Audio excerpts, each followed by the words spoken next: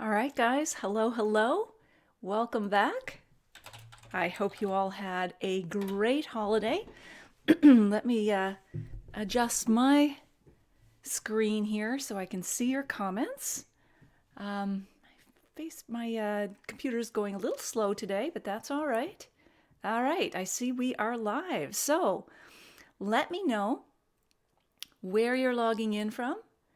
What is in your glass? Let me mute myself.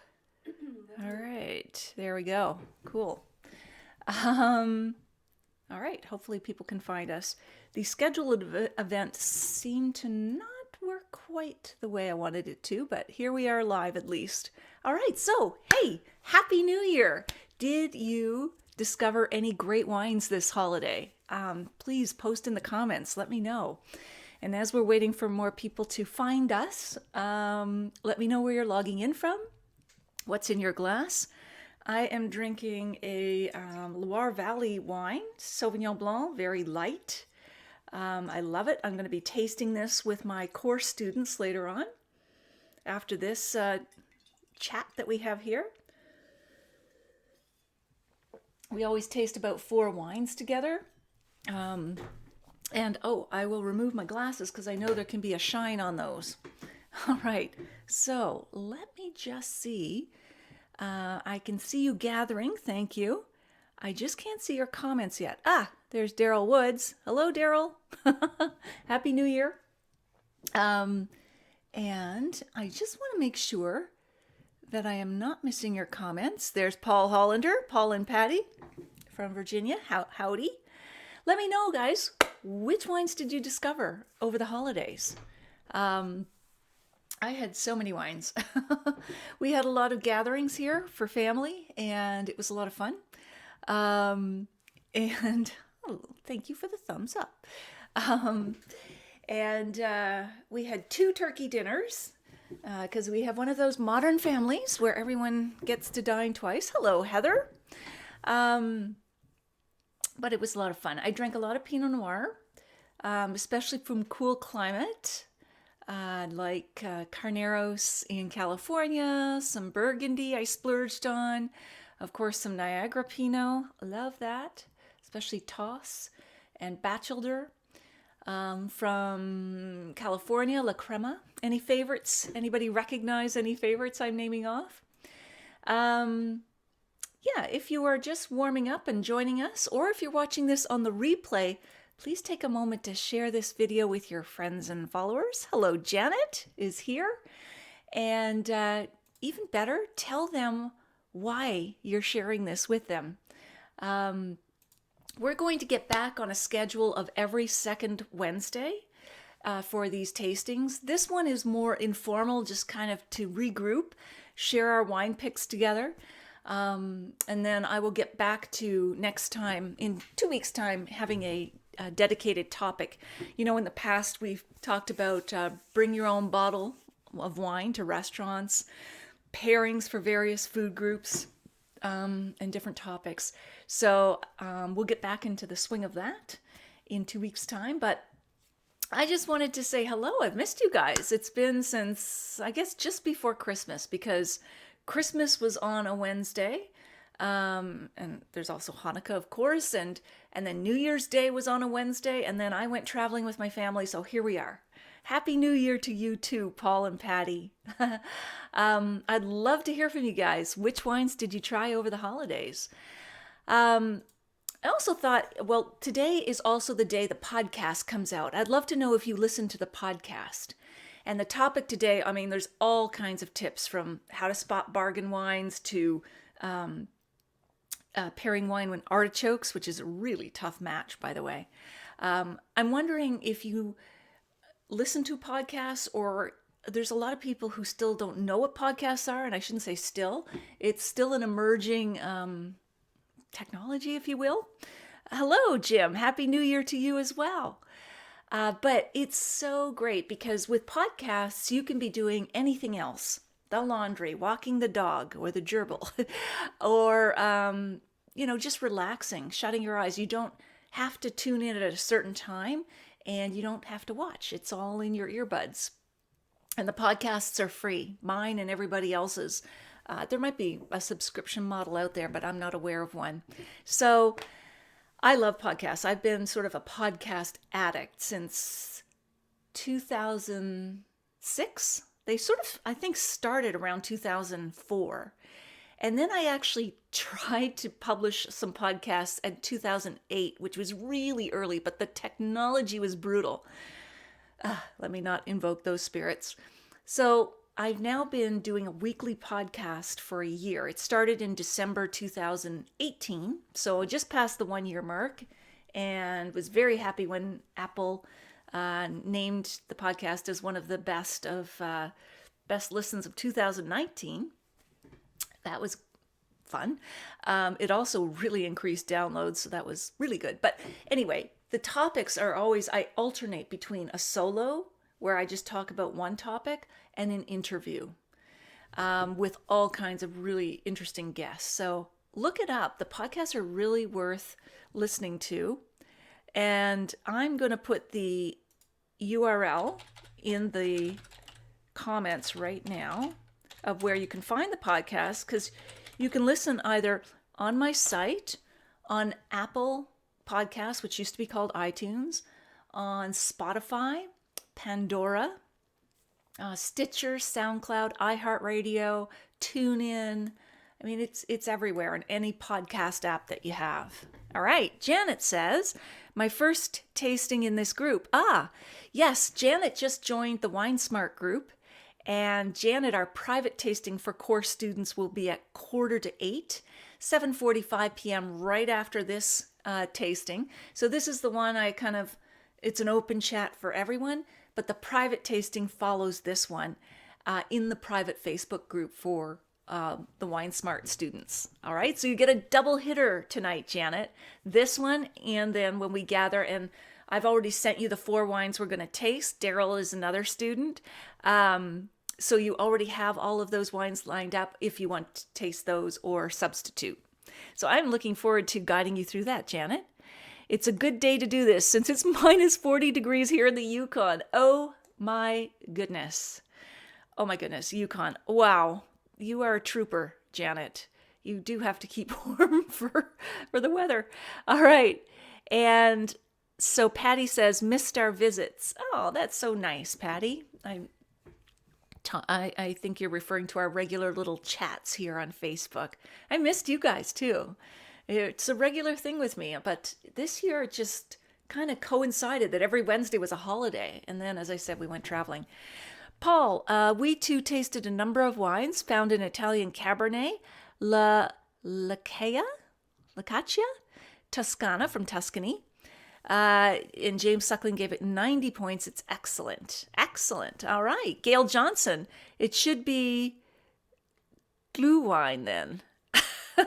You're going to have to explain that, Gail. Is that like a German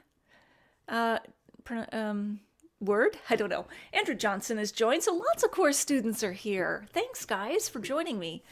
Us, I should say, at the table. Francis is here, another student. Happy New Year. Glad you're back. I'm glad to be back, Francis. So what did you discover over the holidays? So I give some of these tips in the podcast. I've posted the link to that. Get yourself subscribed. It's a lot of fun. But some of my top tips for bargain wines, go south. So as you know, a lot of the northern regions of wine-producing countries like Italy, France. So if we think of, in France, Bordeaux, Burgundy, even Champagne, they're pretty expensive. But if you go south into Languedoc, Provence, even the Rhone Valley, I think, by comparison, you're going to get a lot better deals. And when we think Italy, the northern regions that developed first, Piedmont, Tuscany, and so on, you go south into Sicily, Puglia.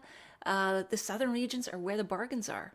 They're warmer usually, more consistent in the vintages, and really terrific values. Now, there's nothing that replaces the northern signatures of a great Bordeaux or a great Barolo, but for everyday drinking and for budgets, especially if you're in that post-New Year holiday budget phase of having splurged over the holidays, you're going to find some really great values in those regions.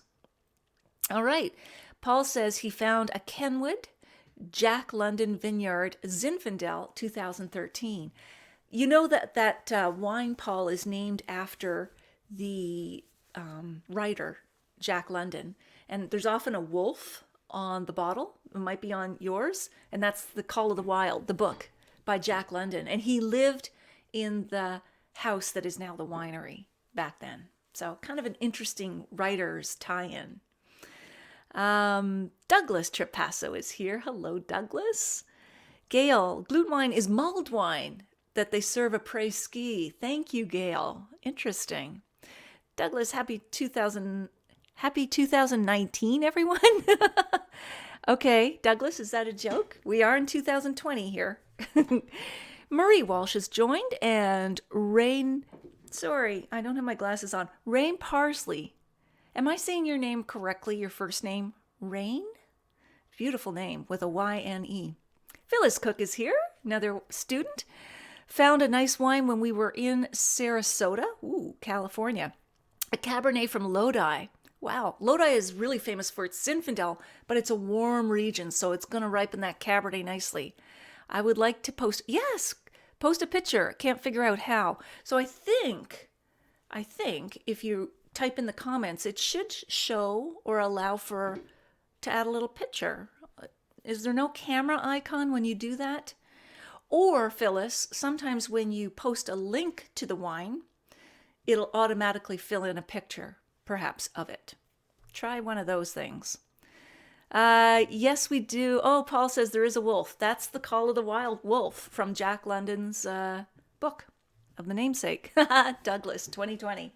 All right, I'm going to enjoy a sip of my Loire Valley Sauvignon Blanc. I'm keeping it light and easy.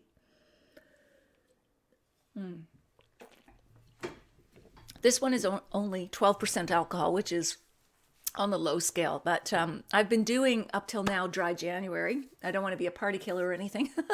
Kill your wine buzz. But what I've decided to do for dry January is only have wine when I go out to restaurants. Not at home, except, of course, on tastings like this. And I'm still tasting and reviewing wines for you all. My liver for the people, but I'm spitting, so that's not really drinking. So that's my dry January. I don't know if anybody else is doing that. This must be torture if you are, because the talk is all wine. All right. So is anybody got any upcoming wine trips? Wine regions that you're going to visit? Wine regions that you recently visited? Of course, Phyllis was in Sarasota. Or are you curious about any wine regions? That's another topic that's in the podcast this week. Great wine destinations as vacations. So be sure you check that out at nataliemaclean.com/podcast. As I said, you can subscribe for free. I publish an episode every Wednesday morning. All right. So Paul says, no camera during the show. No okay, so it doesn't allow little camera icon. Yeah, you can post a photo afterwards. Thanks for clarifying that. So, Phyllis, per what Paul said, I guess you can't post pictures during a live video like this, but you can after it's over. And I encourage everybody, keep posting comments. And if you're watching this as a replay, do post. I love seeing the comments come in afterwards. And a lot of you, can't make the live. It's more fun though, but that's okay. Still post, and then I can see what you're thinking, what you're saying, and comment back to you. Francis says, I'm also doing dry January, limiting myself to weekends only. Good job, Francis. That's great.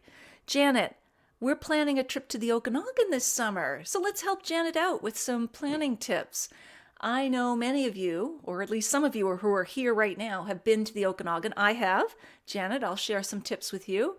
But please start posting your favorite wineries in the Okanagan, your favorite restaurants to eat. Not a lot, but there are a good number of wineries that have restaurants associated with them. So I'm going to throw out some of my favorites. I am sure that some of you will echo what I'm going to recommend. So Mission Hill wins a lot of awards. The winery, Janet, is stunning. And by the way, since you are one of my course students, if you want, I can connect you with some of the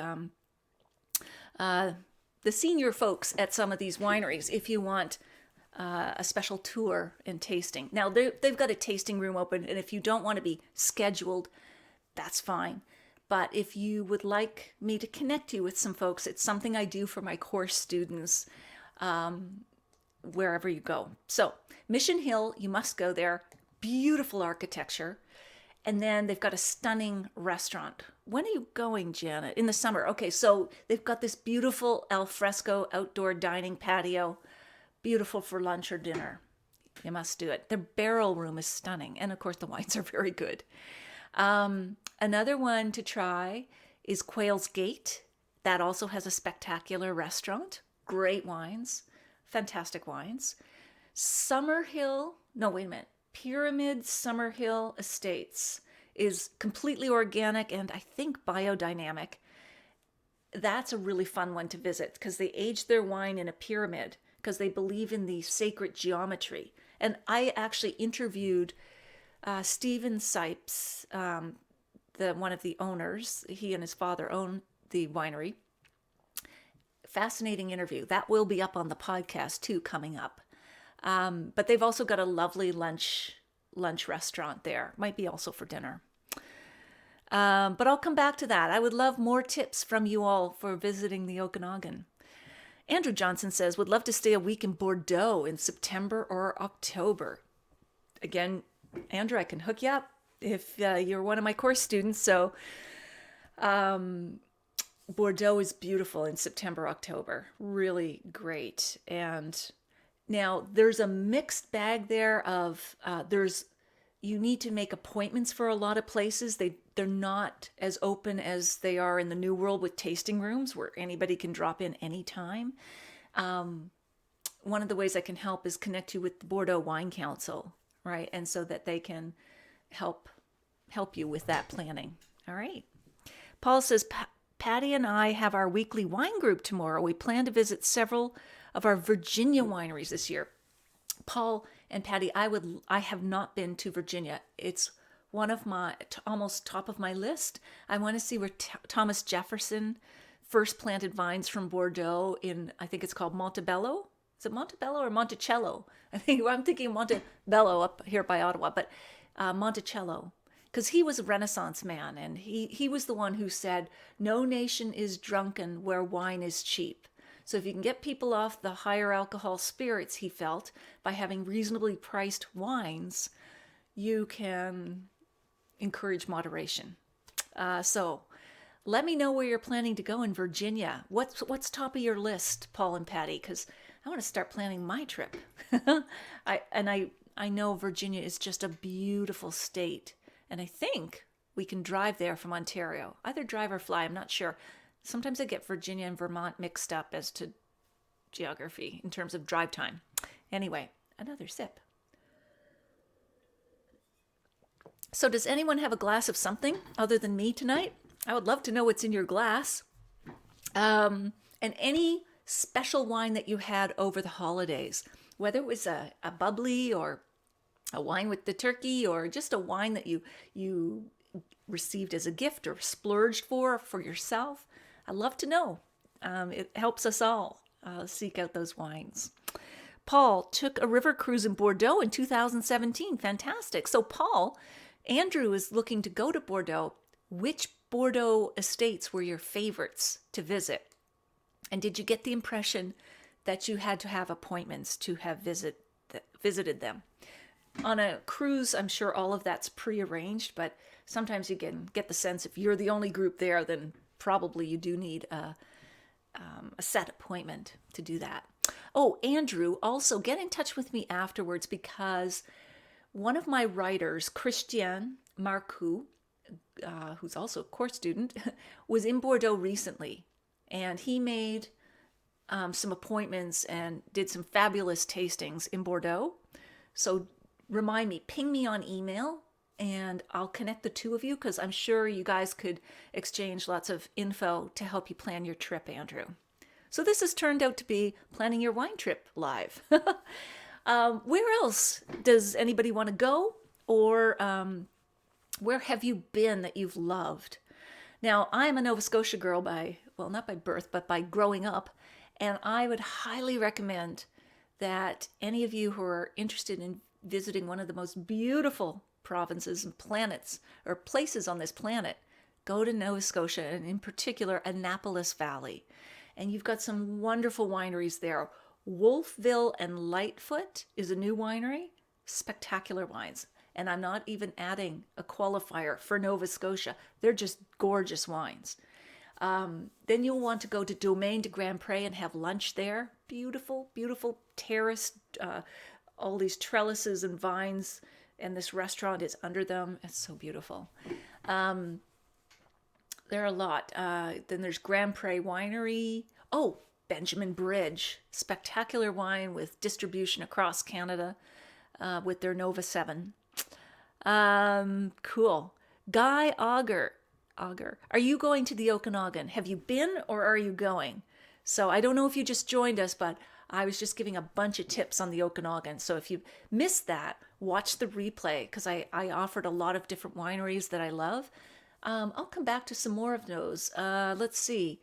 So you can be around the Kelowna area, but then you can go south into Osoyoos, and that's where you're going to find spectacular wineries like Burrowing Owl, and I can never get this pronunciation correct, but Nyenkip, N-K hyphen, what's the spelling?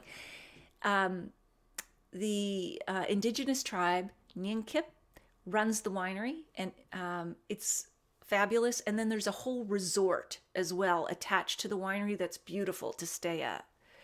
So do look that up. Janet, I'm in love with Benjamin Bridge in Nova Scotia. Yeah, it's so good, isn't it? Especially their sparkling wines. They're just top of the line. And one thing to look for in Nova Scotia is a wine called Tidal Bay. It's a style that about 12 different wineries make. And it's floral and lovely and light, and it's perfect with Nova Scotia seafood or shellfish. Marie Walsh, Ice Wine Festival coming up in February in Nova Scotia. Excellent, Marie. That's great. Oh, and then I think there's a Niagara Ice Wine Festival going on right now or coming up. I think there's a couple of them right around this time. Desert Hill, says Guy. Oh, yes, Desert Hill.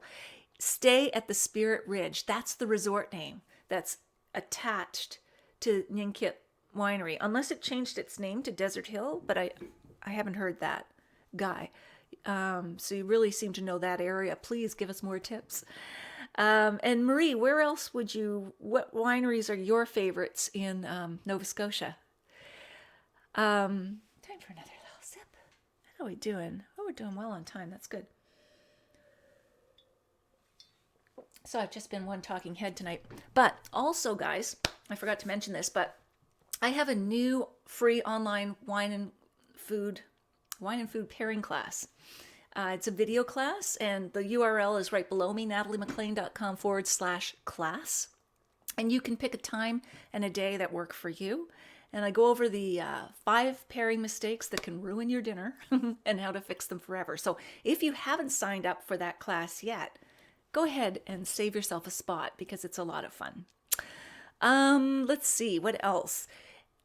And while I'm having this sort of free-for-all talk, I should also let you know, if you don't know about it, but I also have a free mobile app for Android and iPhone. You can find that at nataliemaclean.com/mobile app.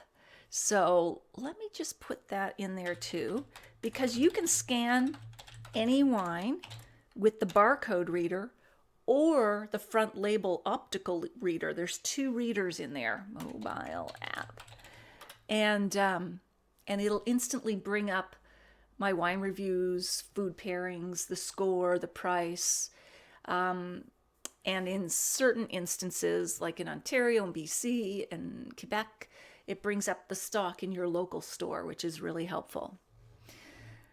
No, Desert Hills. Okay, Guy says Desert Hills is just up the road from Burrowing Owl. It's a family-run winery. Good to know. Thanks, Guy. Another one of my favorites in BC or Okanagan is Blue Mountain. Again, fabulous sparkling wines. So Excuse me. So, guys, we've got just a couple minutes left. If you've got any other questions for me, let me know, because I'm going to jump off and prepare for my course students tasting. Do a bit of a, not formal, but more structured tasting of 4 different wines, and we talk about topics like this, but we do so in the private Facebook group. So that is all that's on my mind. And let me know also in the comments, what topics would you like to address in future Facebook Lives here, the open one that we have. I mean, I found it quite interesting just sharing tips on different wine regions. So we could even focus our discussions on different regions. So Bordeaux, Okanagan, I brought up Nova Scotia. We've talked about those tonight. We could dedicate sessions to those, and I can do the research and bring more information to you on those, but we can also do this sort of group sourcing that we have for people who've been there to post their tips and favorite wines as well. Makes it a better experience, I think. Marie says Lightfoot and Wolfville in Nova Scotia, beautiful winery, hosted the Ice Wine Festival last year. Yeah, they are just soaring. I mean, it's just... there must be some serious money behind it, because they're doing everything right, from the vines to the way they're making the wine to the facility itself. The winery, the tasting room is gorgeous. So anyway, I guess that's it for me tonight. I am glad to be back with you and to be in a regular schedule right now. So take a moment to put into your calendar 2 weeks from now. Someone can tell me the date. Is that the 29th of January? At 7 p.m. Eastern, we're going to get back together again and chat, all right? And your suggestions, I'll be reading them. If there are topics you want to cover, I'll be looking for that. So Happy New Year's, guys. I'm so glad to be back with you, and I will see you again in 2 weeks' time. Take care. Bye for now.